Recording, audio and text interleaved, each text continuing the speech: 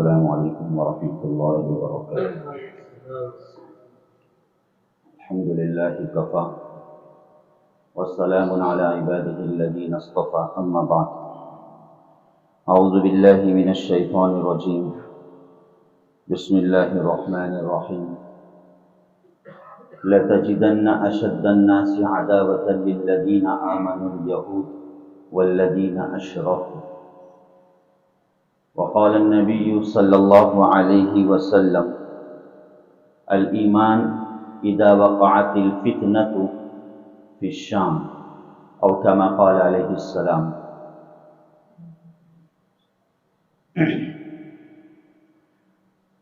موجودہ جو تنازع اور اختلاف چل رہا ہے،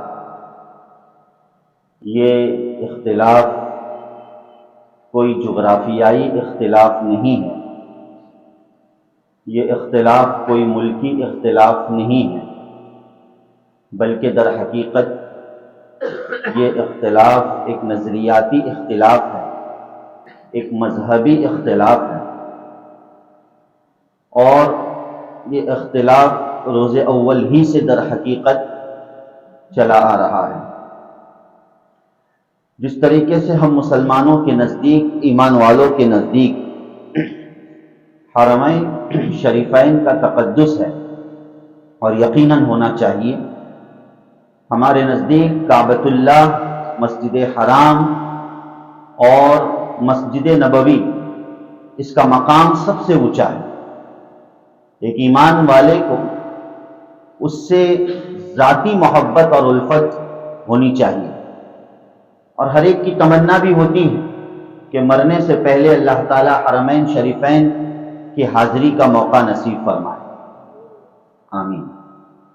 تو جہاں ہم حرمین شریفین کا تقدس، اس کی عظمت اپنے دل میں رکھتے ہیں، تو اسی طریقے سے اللہ تعالیٰ نے ایک تیسری مسجد، مسجد اقصی کا تقدس رکھا ہے، اس کا مقام اور اس کا شرف اللہ تعالیٰ نے بتلایا ہے۔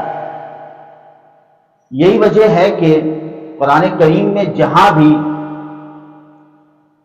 چاہے مسجد اقصی کا تذکرہ ہو یا اس پاک سرزمین کا تذکرہ ہو، اللہ تعالیٰ نے اس کا نام عظمت کے ساتھ لیا ہے۔ کبھی تو اللہ نے ذکر فرمایا ارض مقدس، مقدس سرزمین، اور کبھی تو اللہ تعالیٰ نے برکت کا تذکرہ فرمایا۔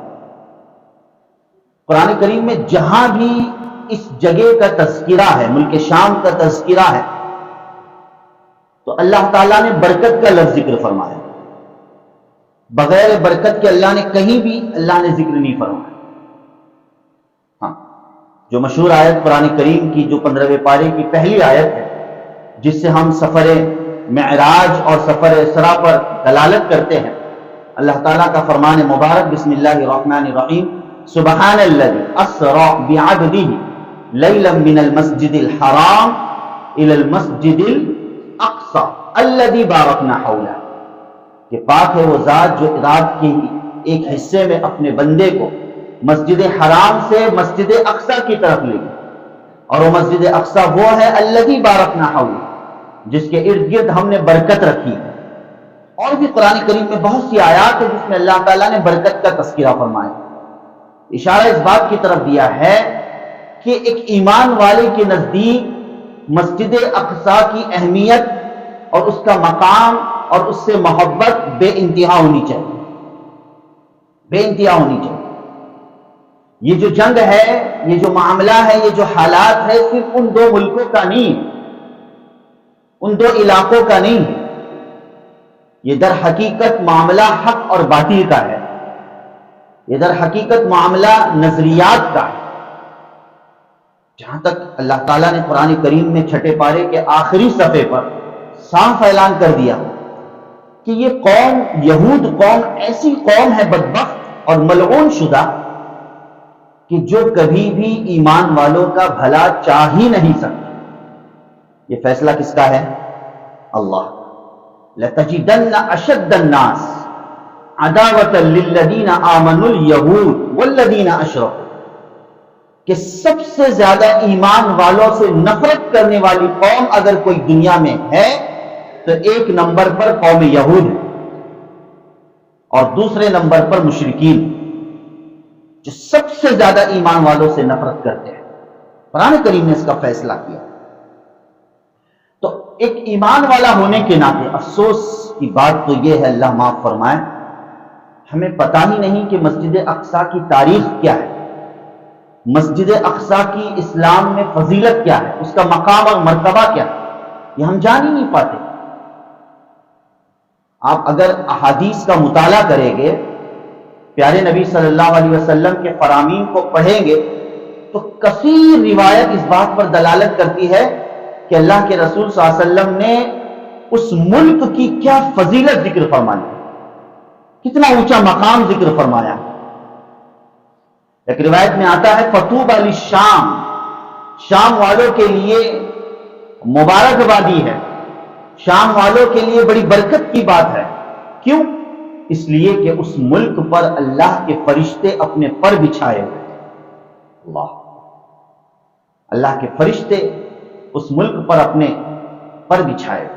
ایک روایت میں ذکر فرمایا کہ قیامت سے پہلے فتنے بے انتہا کثرت سے آئے گے، اور یہ فتنوں کا زمانہ ہے۔ الایمان اذا وقعت الفتنۃ فی الشام، ایسے فتنوں کے زمانے میں اگر ایمان کی مثال دی جاوے گی، یہ کون فرما رہا ہے؟ پیارے نبی صلی اللہ علیہ وسلم فرما رہے ہیں، ایسے فتنوں کے زمانے میں اگر ایمان کی مثال دی جائے گی کہ بھئی دیکھو ان کا ایمان کیسا ہے، تو وہ مثال اہل شام کی دی جائے گی۔ اب یہ شام کا لفظ جو ہے یہ ایک وسیع لفظ ہے، اس کے اندر وہ سارے علاقے داخل ہو گئے، چاہے اسے فلسطین کہا جائے، یروشلم کہا جائے، ہاں اسے اسرائیل کہا جاوے، ایک بڑا علاقہ جو دور نبوی میں اللہ کے رسول صلی اللہ علیہ وسلم نے اس کی طرف نشاندہی کی ہے، اور ایک پورا ایک عربی پٹا یہ ملک شام میں داخل ہوتا ہے۔ وہ الگ بات ہے کہ اب اس کے ٹکڑے ٹکڑے کر کے مختلف حکومتیں بنا دی گئی اور مختلف نام دے دیے گئے، وگرنہ اللہ کے رسول صلی اللہ علیہ وسلم نے اس کی فضیلت اور اس کی بشارت دی تھی کہ ان کا ایمان مضبوط ترین ایمان ہو، بچے بچے کا ایمان مضبوط ہو، اور آج اس کی زندہ مثال ہمارے سامنے موجود ہے۔ اللہ اکبر، کیسا ان کا ایمان، بچہ بچہ جو موت کے اور زندگی اور موت کے درمیان میں ہے، پتہ نہیں کہ اب اس کی سانسیں ختم ہو جائے، ایسے موقع پر بھی اس کی زبان پر اللہ اکبر کا نعرہ ہے۔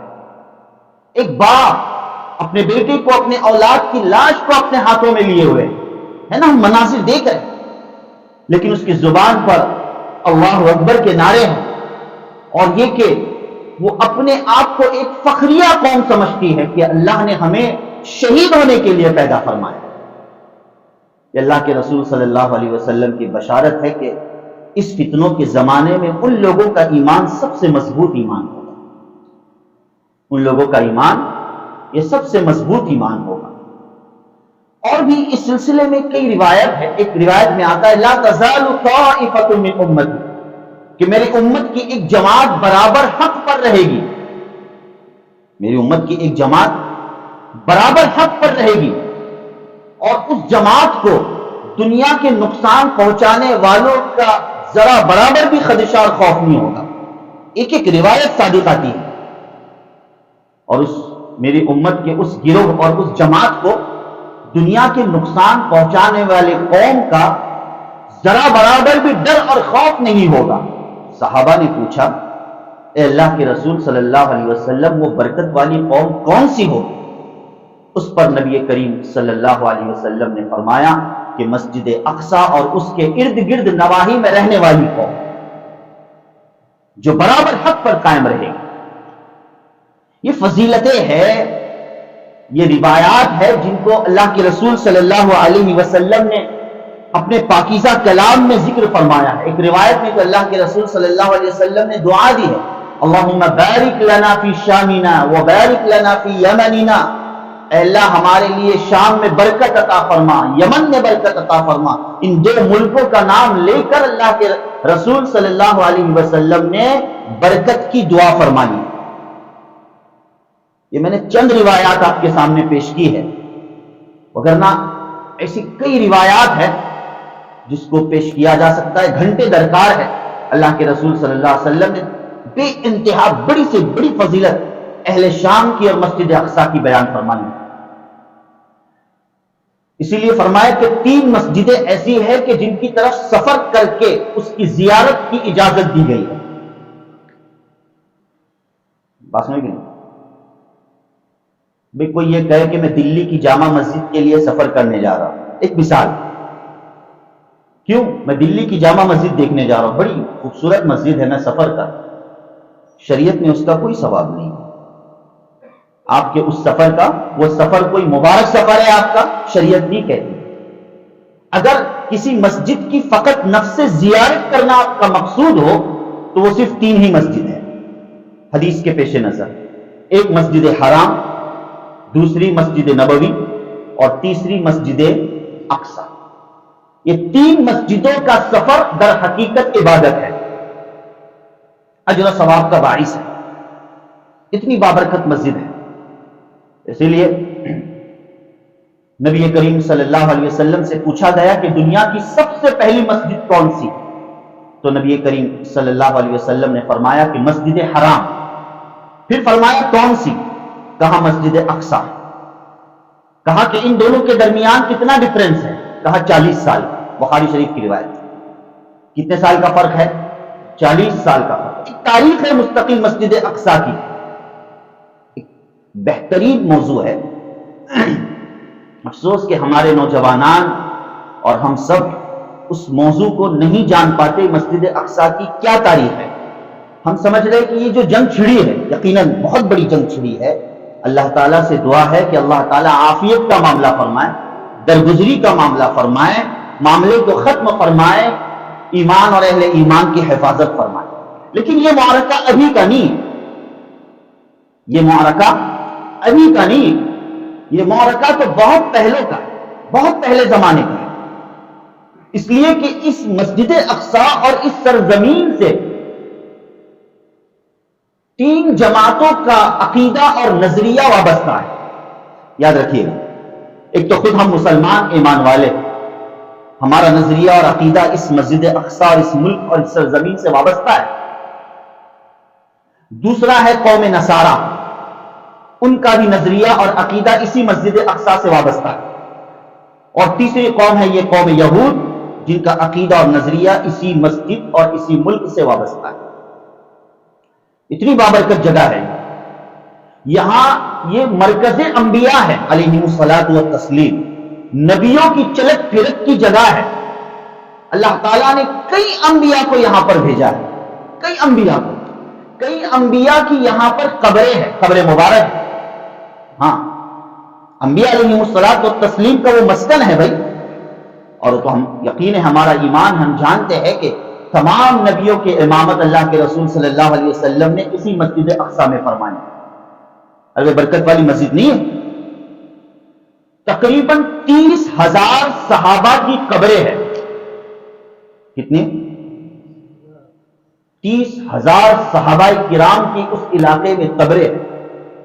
اللہ تعالیٰ نے ایسے ہی نہیں کہا کہ وہ مقدس زمین ہے اور برکت والی زمین، اس مسجد اور اس علاقے سے وابستہ ہے۔ یاد رکھیے گا کہ مسجد اقصیٰ سے مراد کیا ہے، اس میں بھی چکمہ دیا جا رہا ہے۔ جب مسجد اقصیٰ کا نام آتا ہے تو آج کل یوٹیوب پر ایک فوٹو جاری کر دیا جاتا ہے جو گولڈن کلر کا یہ ہوتا ہے گنبد، وہ سامنے آ جاتا ہے اور لوگوں میں یہی مشہور ہو جاتا ہے، اور یہ مشہور ہے لوگوں میں کہ یہ مسجد اقصیٰ ہے۔ لوگوں میں مشہور ہے کہ یہ کیا ہے، مسجد اقصیٰ ہے۔ حقیقتاً مسجد اقصیٰ یہ نہیں، وہ ایک قبۃ الصخرہ، ایک مسجد ہے جس کو ایک بادشاہ نے بعد میں چل کر، بہت بعد میں چل کر تعمیر کیا ہے۔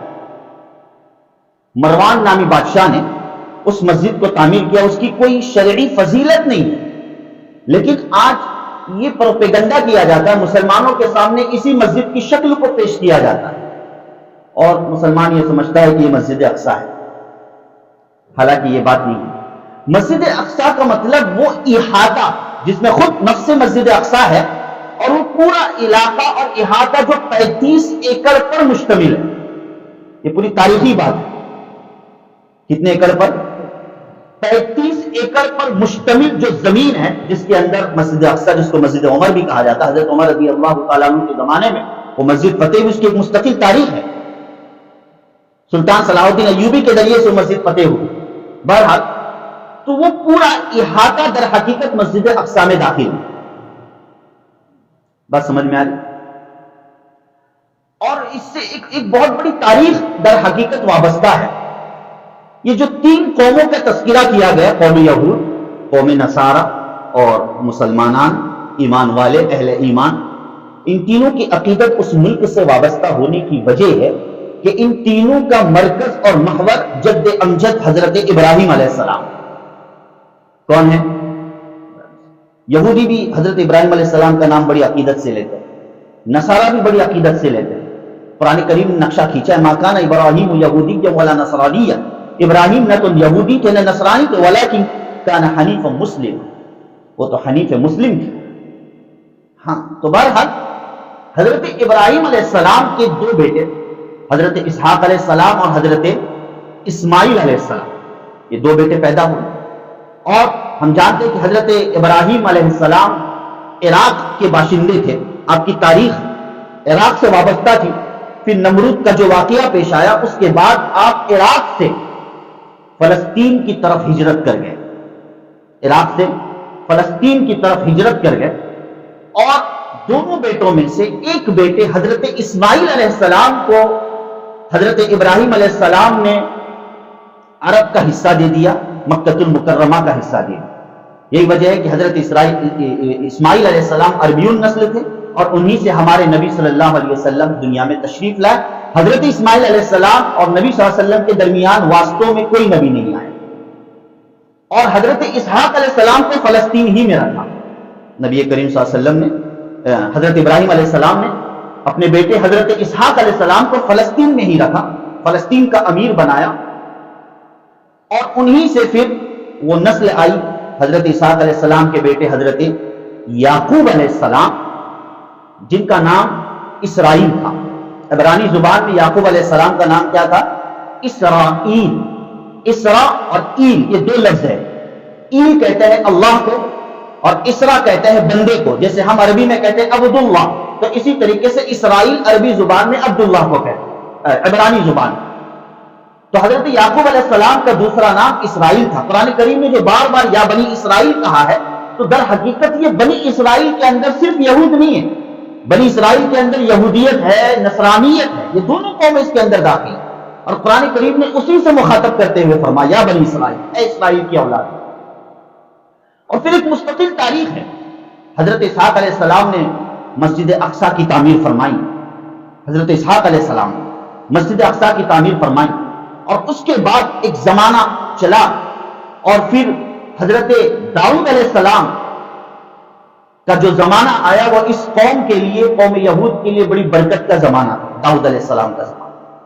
اور پھر حضرت سلیمان علیہ السلام جو ان کے بیٹے، وہ بھی ایک جلیل القدر نبی گزرے ہیں، اور ان کے ذریعے سے اس جگہ پر مسجد اقصیٰ کی تعمیر کرائی گئی، جس کو آج یہ یہودی اور اسرائیل کہتے ہیں ہیکل سلیمانی۔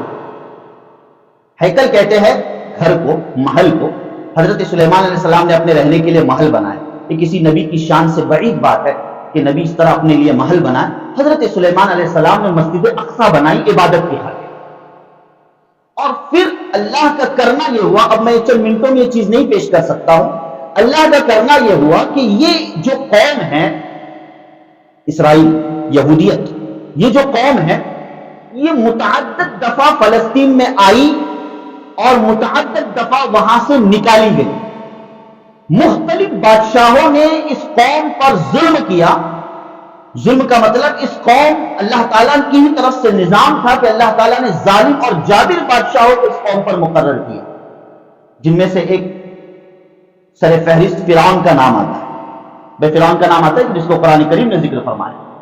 اس کے بعد بخت نصر ہے اور نہ جانے کتنے بادشاہ گزرے ہیں جنہوں نے اس قوم کو متعدد دفعہ فلسطین سے نکالا ہے, اس ملک سے نکالا ہے. بعد میں اللہ کا کرنا یہ ہوا کہ وہ دوبارہ اس قوم اس ملک میں داخل ہوتی چلی گئی.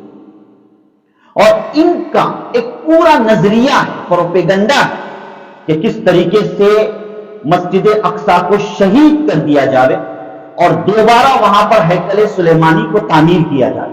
یاد رکھیے گا یہ ایک عقیدے کی بات ہے, یہ کوئی ہنگامی جنگ نہیں جو اچانک اتفاقی ہو گئی ہے.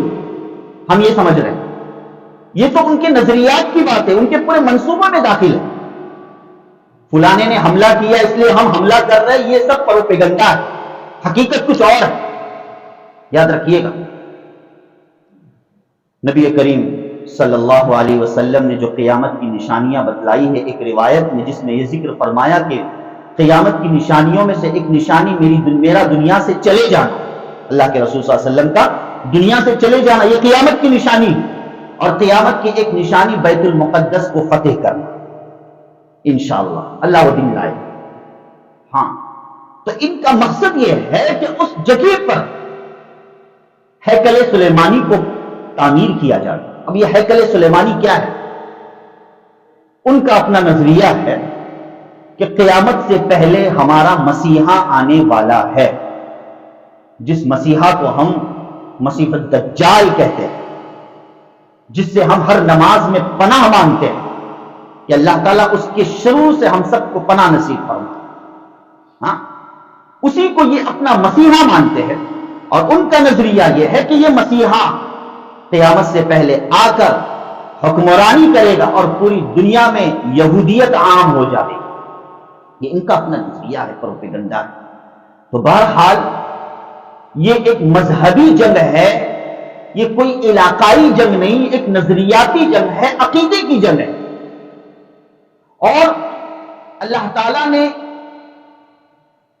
اس قوم کو یعنی اہل فلسطین کو اور پاکیزہ اہل ایمان کو اللہ تعالیٰ نے وہاں پر بسایا ہے, جن کے ایمان کی مثال دی جاتی ہے اللہ کے رسول صلی اللہ علیہ وسلم نے. یاد رکھیے یہ حالات صرف ان پر نہیں, اللہ تعالیٰ جو قوم پر دنیا پر حالات لاتے ہیں وہ سب کے لیے ہوتے ہیں. وہ کس کے لیے ہوتے ہیں؟ سب کے لیے ہوتے ہیں. جیسے اس کی مثال دی جاتی ہے, اللہ نہ کرے کسی علاقے میں اگر کوئی آفت سماویہ آتی ہے, کسی زلزلے کا آنا, کسی سونامی کا آنا, یہ صرف اس علاقے والوں کے ساتھ تعلق نہیں بلکہ پوری دنیا اور اہل انسانیت سے اس کا تعلق ہوتا ہے. کہ جب کسی قوم پر ہلاک آتی ہے تو یقیناً اس قوم کی آزمائش کا وہ موقع ہوتا ہے. اللہ تعالیٰ اس قوم کے مقام اور مرتبے کو اونچا کرنا چاہتے ہیں, اللہ تعالیٰ ان کو دنیا ہی میں جنت دکھلانا چاہتے ہیں. لیکن جو دوسری قومیں ہیں اور جو دوسرے افراد ہیں جو پوری دنیا میں پھیلے ہوئے, ان کے لیے بھی ایک سبق آزما موقع ہوتا ہے, ایک آزمائش ہوتی ہے کہ ایسے وقت میں یہ کیا کرتے ہیں. اللہ ہمیں دیکھ رہے کہ ہم کیا کرنا چاہتے ہیں, ہم کیا کر رہے ہیں. کیا ہم خواب غفلت میں سوئے ہوئے؟ ہم صرف یہ سمجھ کر کہ چند خبریں سن کر اور چند نیوز کو سن کر تھوڑی دیر افسوس کا اظہار کر لے, نہیں بہت برا ہو رہا ہے, اور ہم اپنے کاموں میں مشغول ہو جائیں. نہ, یہ چیز نہیں. ہم بے چین ہونا چاہیے. جیسے گزشتہ بات پیش کی گئی کہ مسلمان ایمان والے کی پہچان یہ بتلائی گئی ہے کہ ایک جسم کی طرح ہے, ایک حصہ اگر درد ہو تو پورا جسم درد کے ترنت کو محسوس کرتا ہے. تو یہ ہماری بے چینی اللہ تعالیٰ دیکھنا چاہتے ہیں. ایک روایت میں تو یہ بھی آتا ہے, اللہ کے رسول صلی اللہ علیہ وسلم نے ذکر فرمایا کہ جب تمہیں جتنا مقدر اور میسر ہو, چاہے تم گھسٹ گھسٹ کر کیوں نہ جاؤ مگر بیت المقدس کی زیارت ضرور کرو. اللہ, یہ چیزیں اللہ کے رسول صلی اللہ علیہ وسلم نے ذکر فرمایا. اب ہم کیا کر سکتے ہیں اتنے دور رہ کر؟ ہم بہت کچھ کر سکتے ہیں, ہم بہت کچھ کر سکتے ہیں. ایک تو سب سے پہلی چیز کہ دعا کرنا, دعاؤں کے سلسلے کو ہم ختم نہ کریں, کثرت سے ان اہل ایمان کی خاطر, پورے اہل اسلام کی خاطر اللہ تعالیٰ سے ہم دعا کریں کہ اللہ سب کی حفاظت فرما, جان و مال کی حفاظت فرما.